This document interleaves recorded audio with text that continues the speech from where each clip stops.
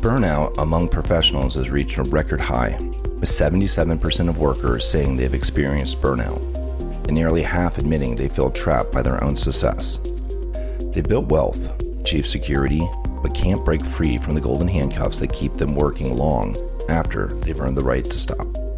Today on Escape the Clock, I'm joined by financial planner and author Chris Pollard to explore a powerful mindset and framework for untangling that knot, so that you can finally step away from work, wealth, and worry and start living the life you've earned. Stay tuned.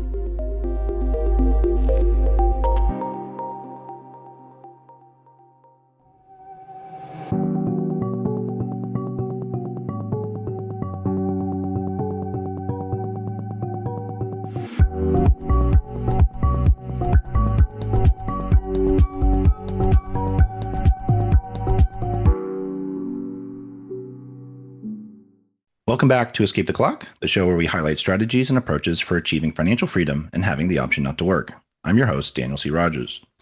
So far on the show, you've heard strategies for achieving financial independence, frameworks to save, techniques for smarter investing, ways to eliminate debt and live free of it, plus tips on planning and mitigating risk, all focused on building your escape. But what happens when you actually achieve it? The day when you open your plan and you see that the numbers say you've made it. The milestones are complete, and it should feel very exciting. Yet many close that plan and just keep simply going through the motions, unable to step away. The thing is, burnout is on the rise, with 77% of professionals reporting that they're experiencing it right now. People say they feel trapped by the very success that they've worked so hard to build. And with layoff announcements up 50% year over year, 1 in 3 workers now fear losing their job in the next 12 months, adding even more anxiety about stepping away in uncertain times. How do you break free from the golden handcuffs when they fit so comfortably? That's a line from the opening of my book, Escape the Clock, and it's never rung truer. The golden handcuffs are a paradox of human behavior and a system designed to keep us tethered during our working years. You can do everything right: save, climb, build security, tying your identity, relationships, and self-worth to the success that comes from work, only to realize it isn't forever. But life without that title, paycheck, bonus, or promotion, that can feel like a blank canvas, and it's easy to fill that unknown with fear. What if the market crashes? What if I outlive my money? Or maybe, hardest of all, who am I without my work? It's easy to stay in the habit of work and accumulation, gaining and gaining, never spending, and waiting to start living. But today's guest knows that struggle very well. Chris Pollard is a West Point graduate, Army veteran, and financial planner with great path planning. He's helped hundreds of families untangle this very knot. And his new book, Untangling the Golden Knot, dives deep into why enough is never just a number and how to design a life that truly feels free, outlining how to shift from saving and accumulating to living with confidence and purpose. And he's here today to share how anyone can make that same journey with confidence. Chris, welcome to Escape the Clock. Thanks. It's great to be here. Awesome. Chris, I know you've been spending your career helping families kind of figure out retirement and, guiding people who seemingly have everything they need to be free. I know you work with some high net worth individuals, as I do as well. So can you tell me, people still say they feel trapped or, by what they're doing. Where's your passion coming from? And was there a moment in your own journey, maybe in your military background or later when you're doing finance, when you first saw how success and freedom can actually pull against each other? Yeah. So one of the most stark examples of this is seeing 2 different clients pass away in the same year, and they both had very fundamentally different relationship to money and what they thought financial freedom was. So one client spent their life accumulating money, and it was a goal to keep accumulating it. And then during retirement, they never seemed to do anything different. Life was the same, status quo. And there was a fear of spending money and almost an aversion to it. So it's almost like hoarding money. Just like a hoarder fills their house with stuff. Okay, maybe if I have enough dollars, I'll be safe. And then seeing another client who spent a lot of time with family, doing vacations, doing things with social connection, and much more turned outward rather than this money exists to keep me safe. It was money exists so I can have freedom to interact with others, with a very stark contrast between the two. And for me, it was kind of a wake-up call to, okay, I can spend my life accumulating money for myself and clients, but does this come at a cost where they are exchanging their life for money? And those are you can't get time back, right? There's no way to bank time. But you can bank a lot of money and save a lot of money and then die young, right? And it's a little morbid, but seeing that stark contrast between two people living very differently, and then they both passed away in the same years, and kind of the connection that one had versus the other was just very life-changing for me to say, okay, what is this money stuff for? And is there a deeper, more meaningful way we can approach it? And if things aren't going well with our relationship with money, how could we shift that so that we actually use it as a tool and not as a means or an end in and of itself? Yeah, wow. Yeah, when you were saying that, I actually started thinking of my own father and my own uncle because they're both now in retirement and they fit that mold that you said, the person who still kind of hoards the money and does not seem to be changing anything and still feels that anxiety, and then the other who is kind of really living now. When you were talking to those two individuals, did you notice differences between them before they got into the retirement situation, or was that just like they just seemed like they both would be fine? Then they're in the retirement, then they surprised you. I'd say the number one indicator of what a human will do in the future is what they've done in the past. And if you are more anxiously driven or more accumulation driven as a safety blanket before retirement, just being told you are financially free will not change that for you. It doesn't. Most people have like a phase of disbelief where it's like, I know I'm supposed to have enough money. Everybody says I could retire now. My friend's doing it. My financial advisor says it's true. My accountant says it's true. And then they go to do it and then they don't believe it. And there's that disbelief phase, which a lot of people go through. But for some people, it doesn't end. And I feel like that's a bit of an unexamined life, right? Where you're living life and you could make some changes and make life better, not only for yourself, but also the people around you, your community. And I know from a lot of folks that are oriented towards retiring early, it can get very inwardly focused where, hey, it's about my time and how I spend my energy and my family. Sometimes there's a bigger community around us that we could have an impact on. And if you're not participating in your community suffers as well, not just you. This is such an important topic, and I have to say, like, it's very personal to me because I did make this transition, but like I suffered with all the same things you're talking about, right? And I kind of feel like I'm the kind of person that would not have those problems. I'm very driven.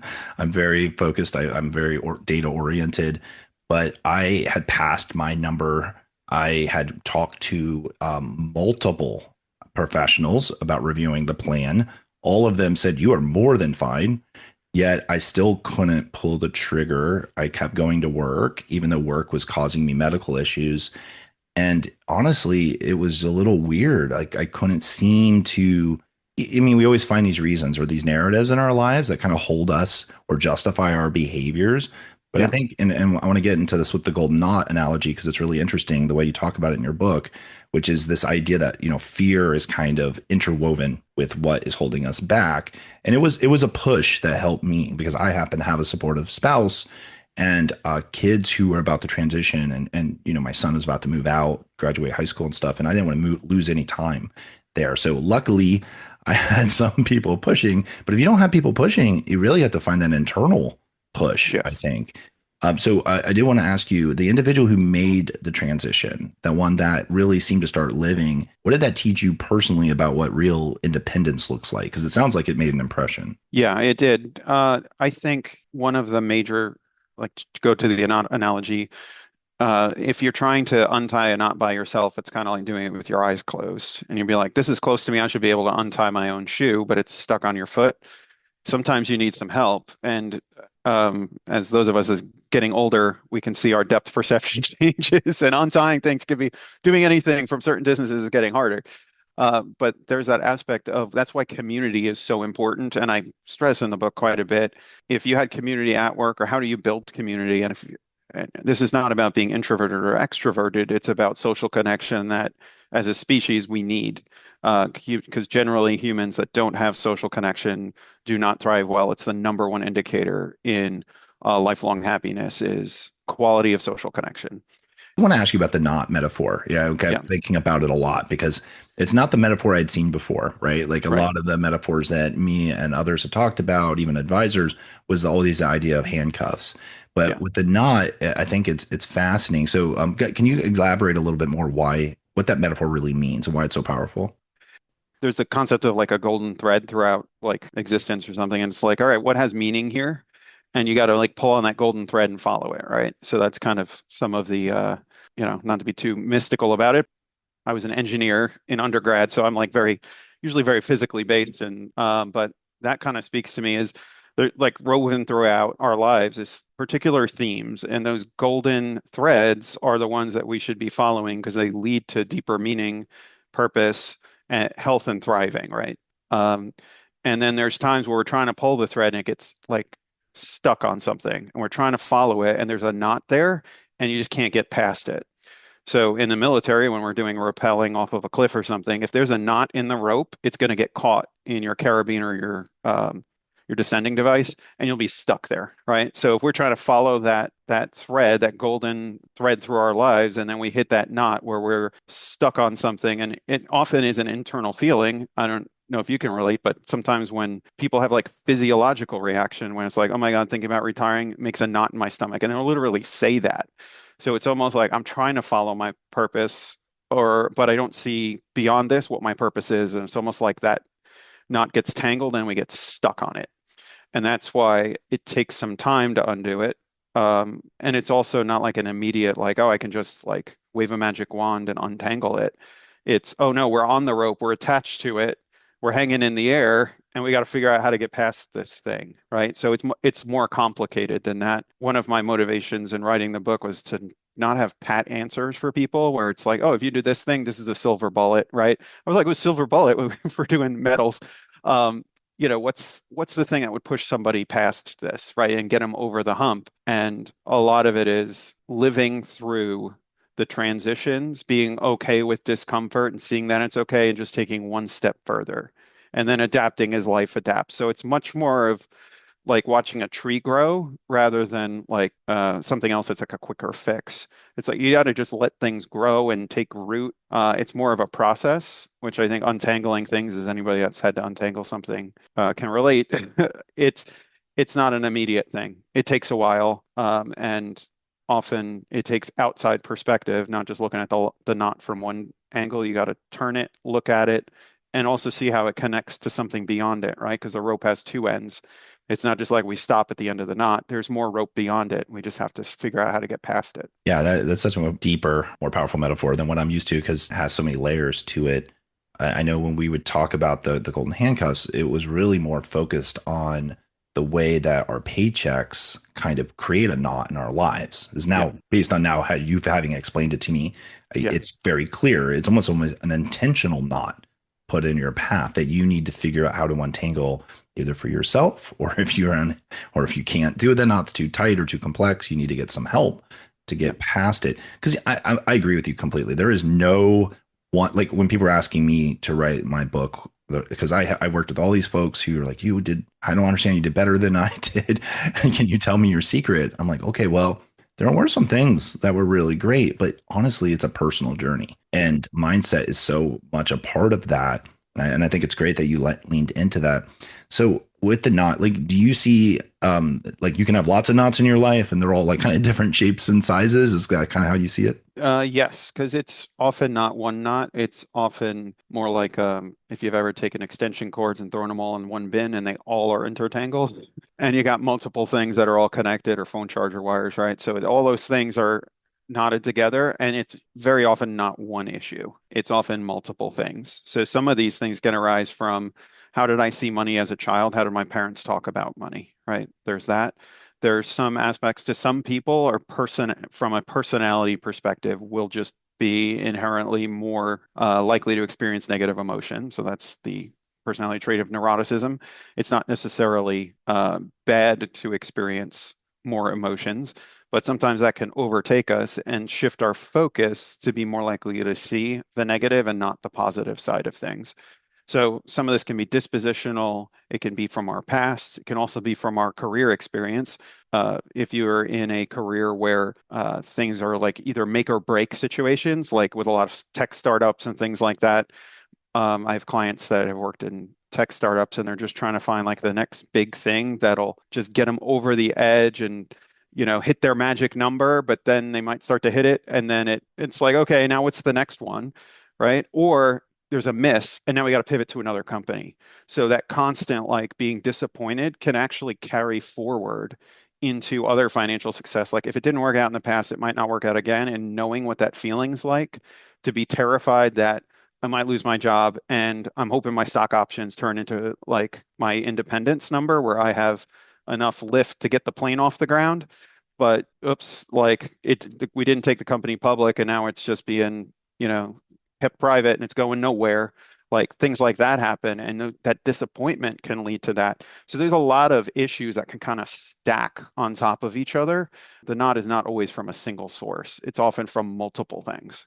And do you think some people's ropes are more knottable than others, and that maybe others intentionally try to knot them up, like even maybe an employer? Oh, interesting. I think this is a one of the things that I try to promote a lot in the book is internal versus external locus of control, which is what can I control? What are other people controlling? And what does actual control mean? So, if you look at how we earn money in the United States, you get a job, and that salary is supposed to, especially if you're in the professional space, provide a certain standard of living that one would expect if you looked at multiple other jobs that were similar, right? So there's like a competitive aspect to it, and it's supposed to provide the ability to pay bills, not necessarily the ability to instantly retire and have freedom with your time, because that's not what the deal is. The deal is you go work for the employer, and in exchange for that, they'll give you some amount of money, and that money will vary based on a market rate. So you have a lot of randomness that we can't control, right? Like how I think programmers right now might be getting a little nervous about some AI stuff here or there. Some will, some won't, right? But you could have an environment in which things are much more likely to get tangled. That's out of your control. What's the internal control? I'm a little less inclined to say that employers just want to keep you around, and this yes, there's some of that, but that's also the nature of kind of reality that we live in. So I try not to fight a system that I personally can't change. That's how I approach it. That's a little more pragmatic, I think. And it's saying, okay, how can I operate within the system as long as it's not going to the point of usury, right, or abuse? Like, how can I operate within the system to achieve the goals that I have? Right. So I think it's a little bit, you could be in more tangled environments. Startup environments are like that, where it's like very demanding, right? And then there's that fear of we could lose everything or we can make endless amounts of money. And there seems to be no middle ground. That extreme type of thing, I think, feeds into the human propensity to have black and white thinking, which is another major part of the book. What are the cognitive distortions that lead to people being unable to retire or enjoying their wealth? So you can be in an environment that feeds cognitive distortions, and then you further embrace them, and then it makes things more knotted up than you would even normally be as an individual personality wise. So there are a lot of factors that go into this. And that's why I think the community aspect is so important, is you got to have somebody outside of yourself that can say, hey, objectively speaking, and it can't be so objective that they don't know what you're like and what you personally want out of life, because otherwise you just get the blanket, yeah, you're fine, you can pull out 4% of your portfolio the rest of your life, you're fine. That's not helpful, right? They need to know what your goals, values are, how you think about things, and then start to pull things apart, like, hey, just because some startups fail doesn't mean you'll fail in retirement if you have a well-diversified portfolio. Those kinds of things. I So remember talking to, like three different financial advisors who kept pushing me on saying the numbers are great. yeah, But it wasn't really into the conversation with my spouse where I started to feel like, oh, this is the person who really understands where I'm trying to go and what we're yeah. going to do and can provide me that emotional confidence. So yeah, I completely think this is you really hit on this really well. Like, you're going to get knotted up. It's going to stop you. And this is going to be tied from emotional things. It's going to be based on patterns from your childhood, your natural behavior, your environment, all those things. So I want to ask you about how do you start to unknot this? Because I think we can all agree we're going to that we hit these things.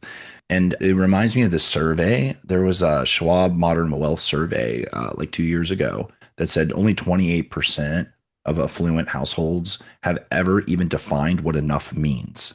Yeah. And enough is like, for those who aren't really thinking about it yet, enough is, how do you know you've amassed enough in your life that you're going to be okay? Yeah. Like, how do you know you're done? Like what you had there is a like this idea in FIRE, a financial independence retire early, an FI Yep. number. Like you Yep. have enough money in the right places that you can withdraw comfortably based on Yeah. your standard of living. That would be an Yeah. enough number. You Yeah. talk about this in the book, and this is actually, I think, one of the most important things that you're touching on because it's not really just about a number, is it? Like there's something more here. So, I would love you to talk more about like that definition of enough and how that's helping you untangle some of these knots.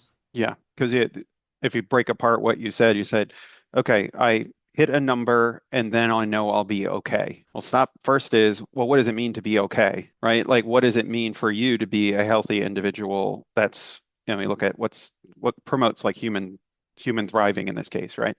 And thriving for you and the people you care about or the causes you care about, right? So defining that is the first thing. It's not, oh, how can I maintain my standard of living? If you are maintaining a standard of living in which you will be miserable, regardless of the source of that income, right? Whether that income is from passive investments or active participation at work, if both cases you're miserable, then maybe we need to define what's okay first, not where should the source of my money come from, because then I'll be okay. It doesn't really work that way. So that's the first step is defining what does okay mean. And one of the things that we'll do is we'll write down from different aspects of life, look at life from different perspectives. It's like a diamond, right? There's many facets to it. And if we have them shined correctly, you can get really nice, brilliant light out of it.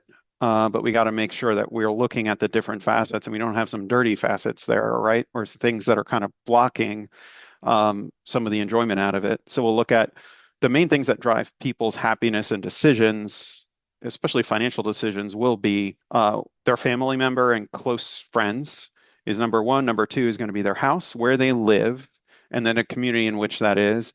And then there's some kind of usually some kind of learning or mental stimulation that it needs to occur. Some people call it inner growth as well. That can sometimes take a spiritual slant for some people. For some people, it's just who am I as a person within that community, within that home where I live, right? So, and then what has meaning and purpose, usually through work activity and leisure activity, and what recharges me. So, if we look at those different facets, we can say, well, what would it look like if money wasn't an object? What would that look like? What do you think ideal would be? And start exploring it, right? And then it takes some iterations of this because you might initially say, well, what I like is, what I saw on Instagram or something. And that's might be what someone else wants, but what do you want, right? Is really a big question. So purpose is really important. Yeah. Do you find that you're trying to help them create their sense of purpose through all those things, or do you see that as something separate? Those are all other things are aspects of a healthy life, right? Family, Yeah. community, where you live, all that stuff. Is purpose part of all that, or do you look at that as a separate question you might ask? Uh, I can't integrate it because I don't know how many people have one overarching purpose to their life that hasn't ever changed, right? It's kind of like we get the hero mythos where we're like, okay, if I have one like arc and journey that I will take throughout my life as though it's like some kind of action movie or something. It doesn't, a life has a lot more turns to it than that. And I think purpose is found within what you do while at the same time driving what you do going forward. So it's both forward looking and where you currently are. And uh, it may not, particularly males in America, we find our purpose at work through work and we build connection through work. So we often say, oh, what's my purpose? And it's going to turn into some activity thing. And sometimes we don't pause and say, okay, maybe a purpose is the people I spend time with and how I'm spending time with them, right? It's a different type of purpose that doesn't translate into sometimes I find if you ask just what's your purpose or, what do you find most meaningful, you'll get some canned answers sometimes, or they'll say, I just don't know what my purpose is. And sometimes we lose track of the purpose in that day-to-day part of life and finding the beauty in every day of life, not just like, did I accomplish the one thing that I was supposed to do? There's some of that, I think, throughout life to help have a general sense of direction. But I think the day-to-day is where we suffer, right? It's some people look back on life and saying, I wish I had done these things, right? So you can sometimes ask a client, well, if you were going to die tomorrow, like, do you feel like there's stuff left undone?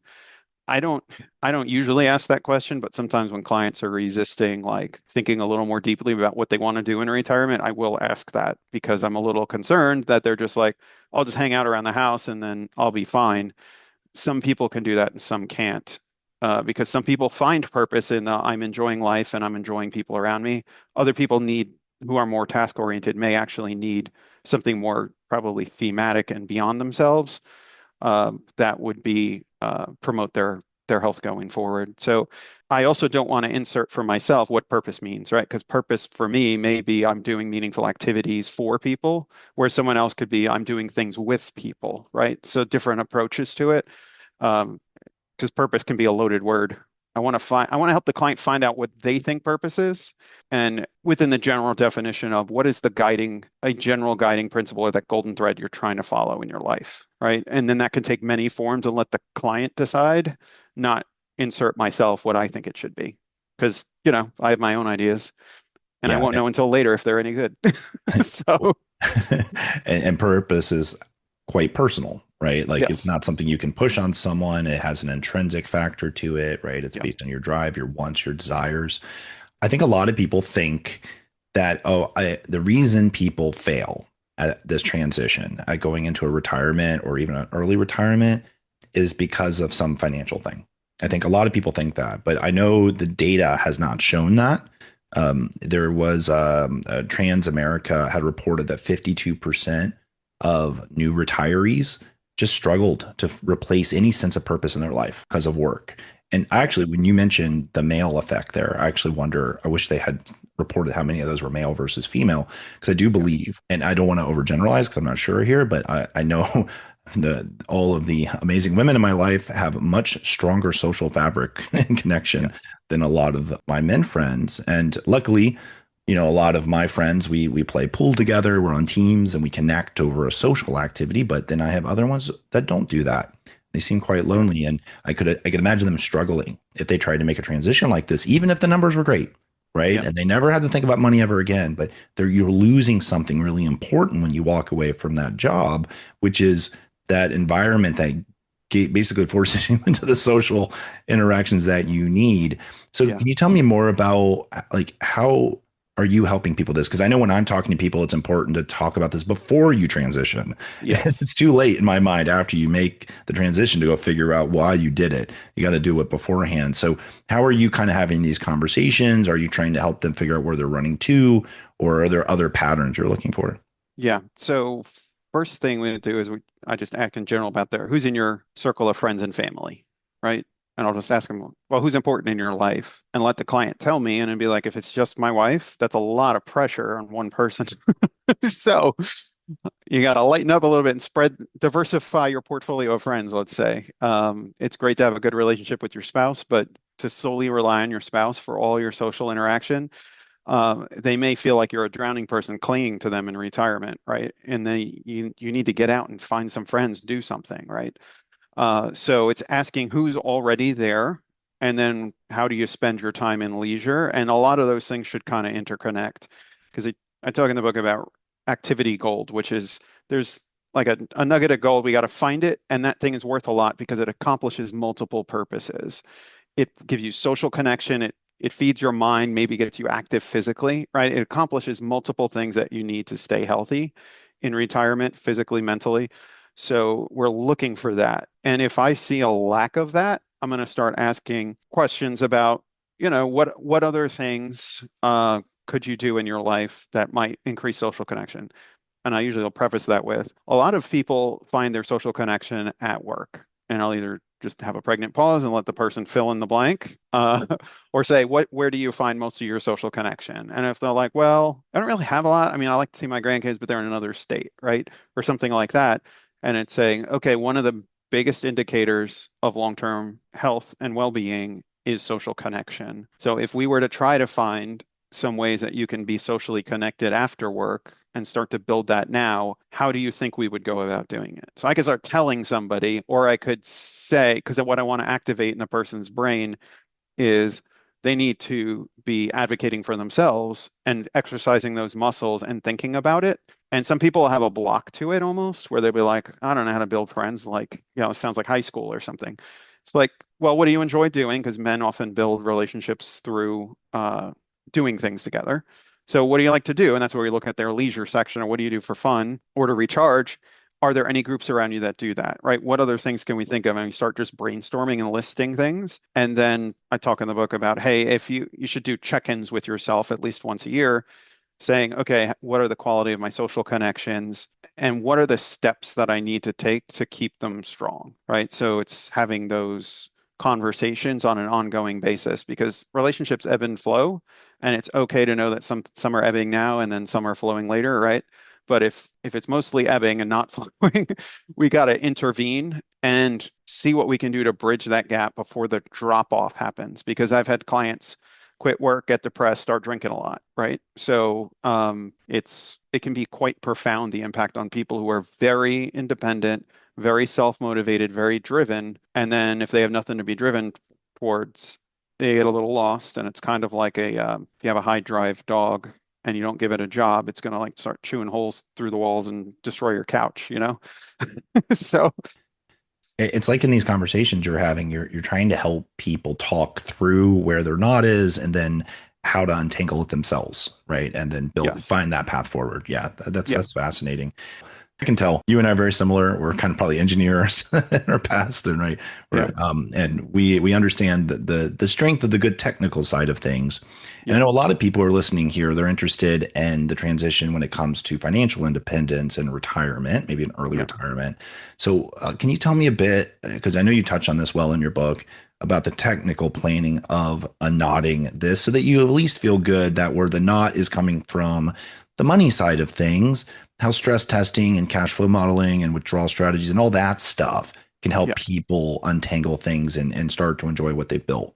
Yeah. And I think we need to think conceptually about it from a high end, a high like 30-foot level. That tends to be much more helpful because otherwise the engineer brain in us will get too wrapped up in details and you never feel like, well, if how sensitive is my model to this variable? And then it just like reinforces the fear. Let's talk about false precision in financial planning. There's a lot of false precision. It doesn't mean we're being imprudent. It means we don't know the future and there's a likely range of outcomes. Which outcome it will be, we don't know, but it generally should be within a range. False precision is, I know that you will never run out of money. That's not a thing. Anyone could always run out of money because who knows what could happen, right? So backing up a second and saying, okay, what are we actually solving for? We need to know that the major moving pieces are going to work. So I'll have clients first do cash flow sheet, which is, what does it cost to live now? And then if we're looking forward to what are the areas of the life you want to change in retirement, what will that look like? So what is it now? What will that look like? And then we want to draw it on a piece of paper. So sometimes the mechanic of drawing it helps people. So you draw a top line that says, this is what I need per month. And you just draw a line across the paper and you draw a little line at the bottom and you're trying to stack blocks, kind of like in Tetris, where you got to stack things up. Except in Tetris, you're eliminating lines. In this case, we're stacking them up to fill all the way to the top to where we meet that. This is what I want to spend per month. So you can say, okay, do I have a pension or not? What would my sources of income? Am I going to do like a partial retirement where I do some consulting? How much would I make? So you do a little bit, you draw a little bit at the bottom, say I'll do 10,000 a year in consulting or something. And then you're going to say, okay, if that's all I'm doing, or my spouse might work part-time too, and maybe they bring in 20,000 a year. So that's 30,000. And if we want to bring in 100,000, there's going to be a $70,000 gap. Okay, what's the gap? What do I need in my portfolio to make that gap get filled, right? And then in the future, we can add Social Security and you can see the little stairs build in the future. So I think drawing it kind of has, from a really big picture perspective, helps people fill in the gaps that just doesn't exist when I use financial planning software that actually does the same thing, even visually. It's just physically drawing it really seems to help people for some reason and just doing it with them and saying, okay, what do you need per month? Okay, this, let's round it up for some taxes. What are the building blocks we have? And what are the gaps we need to fill? And then people can get a little more detailed, like, oh, occasionally I need to replace cars, things like that. And then we can put in little spike events on there. But drawing it actually is quite helpful. And then you can see it like in a picture sense and then look at the details and know, okay, the details are supposed to support this, not get super wrapped up in the, what's the standard deviation of my portfolio. You need to know that kind of stuff, but it needs to go to the big picture, which is I need this money per month. I absolutely love that, not only as a visual learner, but as someone who is going to absolutely steal that and use that on my kids. Yes. because they have a hard time with some of the finance stuff, but they want Yeah. to. I know they're interested to learn, but they are visual learners as well. So that's fantastic. I love that you do it that way. Chris, thank you so much for being here with us today. This was fantastic. Really, I can tell, this is a tough topic. I'm glad we're talking about it. We don't. This is something that people don't always think about, right? The transition is so important, and landing on your feet and being excited and running forward is everything. So, how can they connect with you and your book? Yeah, folks can find me at greatpath.com. That's GreatPath.com. And they can find my book on Amazon and Books A Million, all the good retailers out there that are selling books. You can find electronic copies, hard copies, paperback, whatever works for you. The book is written like a workbook. So after each chapter, you can write in questions and answers. So I recommend getting the paperback just to have the worksheets. Fantastic. Well, thank you again, Chris. Appreciate it. All right. It was good meeting you.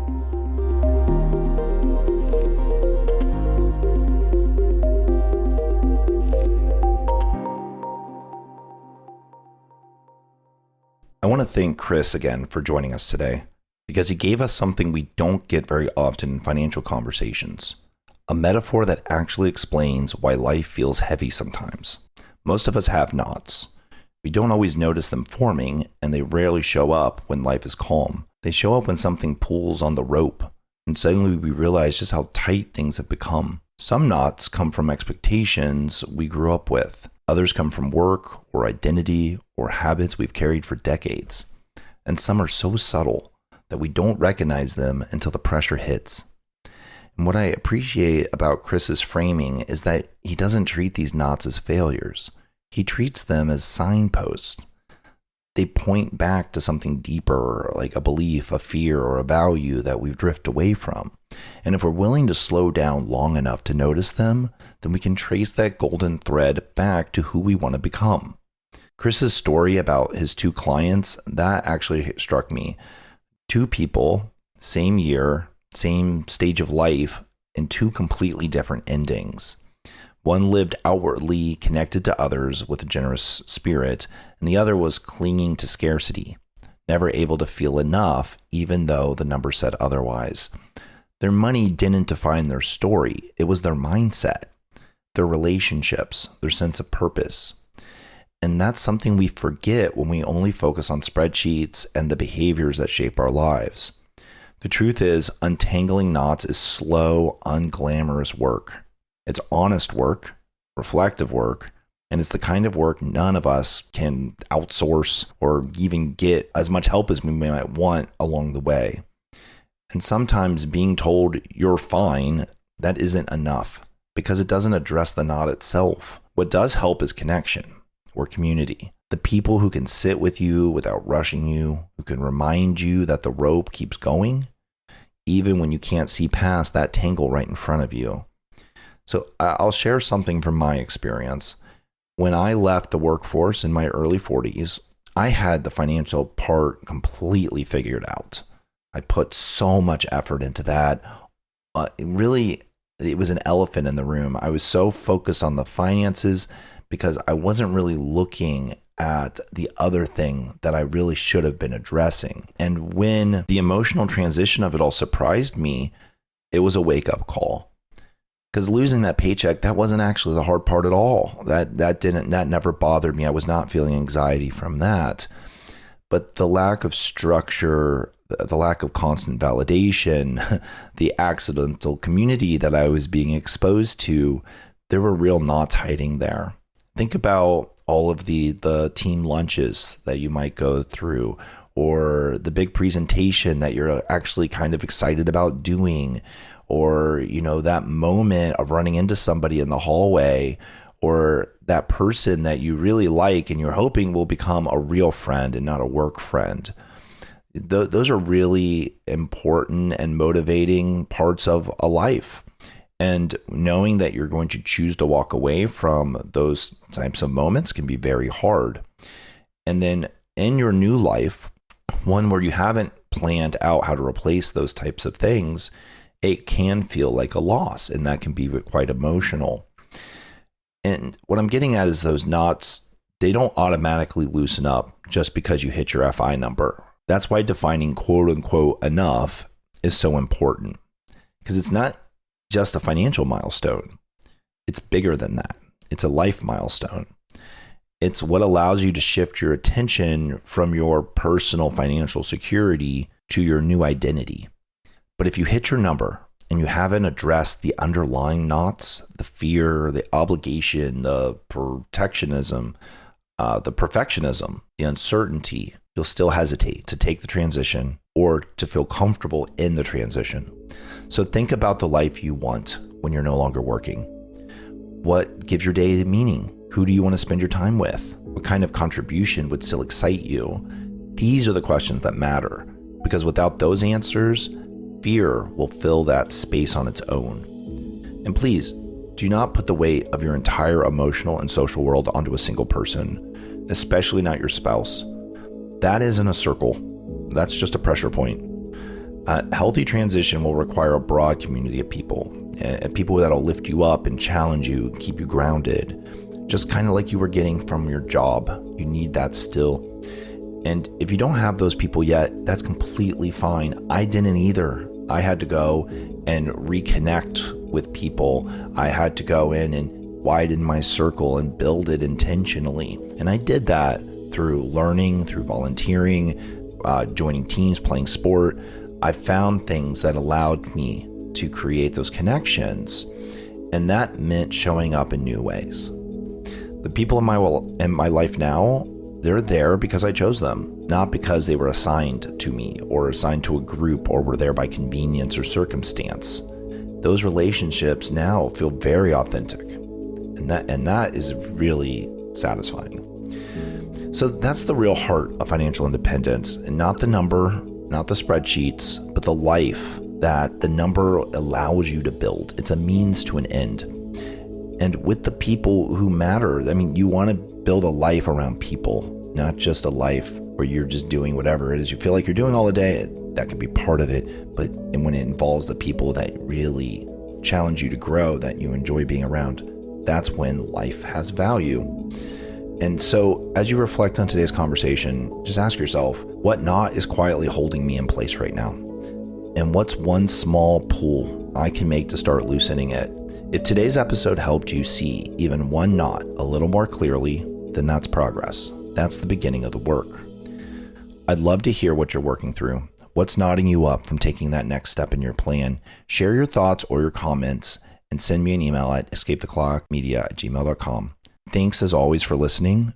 Best of luck untangling those knots and escaping the clock. I'll see you next week. Thanks for tuning in to this episode. Remember, while I'm not yet a financial planner, I am getting my degree in wealth management. You should take anything you've heard here as tips and advice to making your plan. To learn more, visit www.escapetheclock.com. There, you can find the book, resources, including the planner, and you can even schedule time with me. Please remember to like and subscribe so you don't miss an episode. Thanks for tuning in, and I'll catch you next time.